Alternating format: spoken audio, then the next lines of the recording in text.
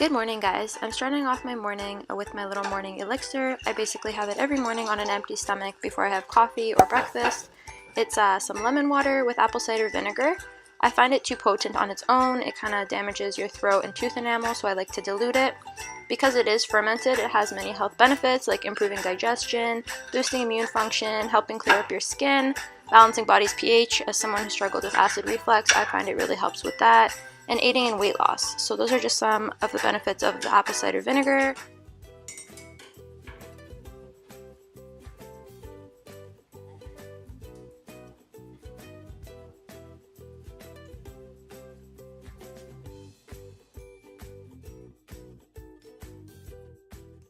This morning I made breakfast. Here we have an egg, some avocados, some tomatoes, a little bit of this lean back bacon, which is like 11 protein and 1 fat for that 3 slices, some toast, and of course my coffee. Shout out to Taylor Chamberlain for the feta on top of eggs idea. It's delicious and I can't get enough. Oh yeah, and it's sprinkled with feta and green onion, as you can see here. Kitchen's under renovation, so it's a little hard, but we have the essentials, aka stove and fridge, because that's all you really need. And yeah, we'll get there eventually. I'm gonna go enjoy this. Oh, and my pup wants to say hi. Hi, Chep Chep. Say hello. Hi. What I take post-breakfast is these Progressive multivitamins. This one's specifically for active women, so it just has some extra recovery vitamins and glutamine, which are pretty standard multivitamin. I take a fish oil. This is the Omega Essential with vitamin D. I usually take 1 scoop in the morning, or 1 teaspoon in the morning and 1 in the afternoon or evening. What you want to look for in fish oils is that the EPA, that's going to help with your skin and hair and nails. Those are great. I take 1 D3. I know my fish oil has D3 in it already, but around this time of year I just kind of double dose on those guys. And this one's with coconut oil, so it helps with absorption. And lastly, probiotics. That's just for my gut health. And this one here is 30 billion active cells. And I really like this one as well. Most of these are Progressive, and then these are CanPrev. My next little snack is going to be one of these Darrow bars, chocolate caramel pecan. As you can see, I like these very much. Chocolate caramel pecan. And the ingredients on these are pretty good. It's like hemp seeds, peanut butter, chia seeds, flax seeds. Pretty natural and delicious.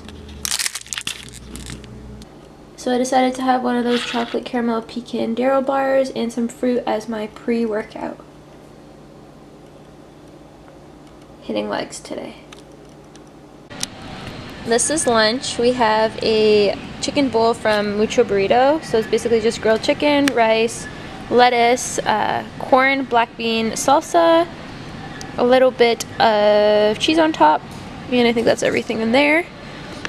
And then black tea from Tim Hortons. I'm trying to decrease my intake of caffeine, so instead of a second coffee, I just do a tea, green tea or black tea. And then this is sour cream on the side. I probably will use a little bit of that. It looks delicious. Yum. So this day was my brother's birthday, so we went out to dinner to a Greek shish kebab house. Their food is really fresh and clean, and I love it.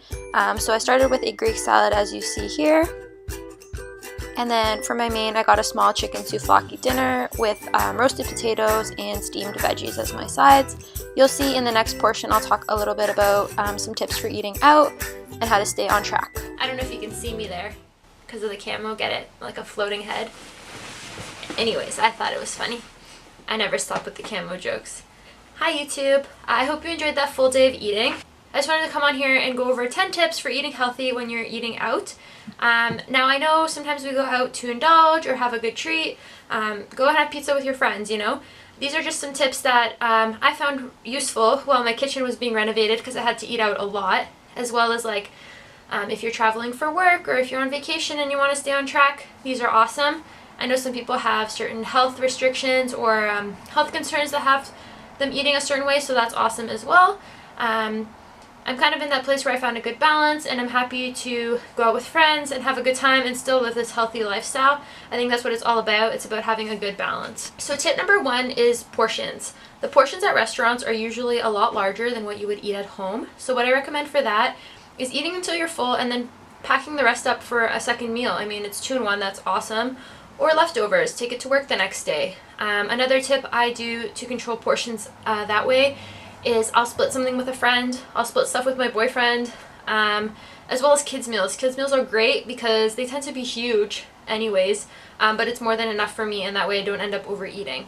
Tip number 2 is veg it up. Don't be afraid to ask for vegetables or a side salad as your side instead of fries. A lot of places will gladly sub your fries for vegetables. It has more fiber and it's more nutrient dense, so you'll feel more full and satisfied, as well as getting more of your vitamins and essential minerals in. Tip number 3 is whole grains. So for sides, again, other than vegetables, I look for whole grains, things like quinoa, brown rice, barley, oatmeal. So these kinds of carbs will help you feel more full and satisfied. Tip number 4, sauce on the side. A lot of these yummy sauces tend to be high in fat and not to mention sodium. So my tip for you on that one is look for vinaigrette-based salad dressings or sauces like oil and vinegar or balsamic vinaigrette. These are some great options. Also ask for the sauce on the side. That way you can control the amount of sauce and portion control, as opposed to getting something that's kind of drenched in sauce and then you can't get rid of that later. Tip number 5 is skip the liquid calories. So things like pop, iced tea, alcoholic drinks tend to have a lot of sugar in them. I opt for lemon water. That's a great way. I prefer to eat my calories, to be honest, than drink them. So lemon water.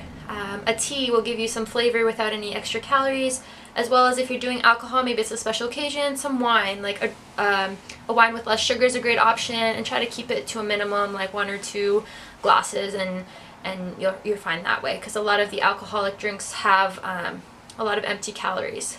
And like I said, I prefer to eat my calories. Tip number 6 is food preparation. Look for words like grilled, broiled, barbecued, steamed. Things like those tend to have less calories than foods that are, battered, deep fried, buttered, stuff like that, or even fried. That way you can save some calories and save on some oils and fats as well. Tip number 7 for you guys is plan ahead. A lot of restaurants have their menus online, and even a lot of them now have nutritional information. So you can go on and plan what you're going to get, plan your day around it as well if you want. That way when you get to the restaurant, you're not starving and make like an impulsive bad decision. You know what you're going to get.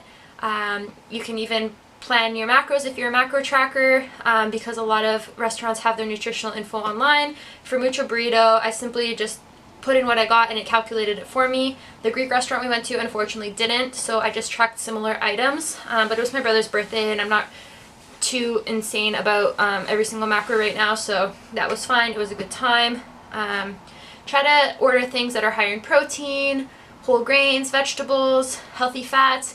Try to stay away from like things that are high in sugar, high in trans fat, deep fried, stuff like that, if you're trying to eat healthy and make good choices when eating out. Tip number 8 for you guys is food is fuel. Don't feel guilty about going out and having a good time with your friends. You don't have to be super strict the next day. My advice for that is go and have a great workout. Use that extra food. Go and use that extra food to fuel your workout. Have an awesome leg workout. Or if you're going to have a big dinner out with your friends, go out in the morning and hit a big muscle group like legs. Get some HIIT in. That way your metabolism is firing and that food you eat is just going to be burned instead of stored. Get your metabolism firing. Or just go and have a great workout the next day. Don't be hard on yourself. We all deserve to indulge and have a good balance. Don't use it to kind of spiral out of control. I know yo-yo dieting is something people struggle with. I struggled with it. Say, that was yesterday. That was a good time. Today I'm going to start over and have a good clean eating day. Tip number 9 for you guys is stay hydrated. A lot of people can overeat, mistaking that they're hungry, but they're actually dehydrated. So my tip for you is to stay hydrated throughout the day. Drink water with every meal. Have a big glass of water before you go out to this dinner. It'll help you feel more full when you're actually full instead of eating more and more. My very last tip, tip number 10, is to take it slow.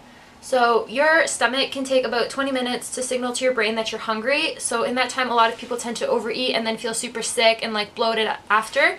So my tip for you is to take it slow, have fun with your friends, talk, enjoy that food, and only eat till you're full. A lot of people that are fast eaters tend to overeat, and people that are slow eaters tend to eat to the point of fullness. I hope you guys enjoyed those tips. I hope you can find them useful in your everyday life. I hope you enjoyed the full day of eating. Let me know if there's any other videos you guys would like to see. I'm having a lot of fun with it, and I have a lot of ideas planned, so stay tuned. I wasn't tracking macros this day. I did include them just for you guys to kind of get a good point of where I'm at. I'm kind of pretty good with portions and macros. I did track for about 4 years, and I do track on and off. Just right now I'm kind of more like an intuitive eating phase. I'm having a good balance. I'm not stressing over tracking every single macro. And I'm staying on a good balance, so I think it's working for me right now. I do love tracking macros though. You kind of get a good sense of where you're at and everything like that. I hope you guys enjoyed this video. Stay tuned, and thank you guys so much for watching. Make sure to like and subscribe, or like and subscribe, I guess it's down there, and have a great day.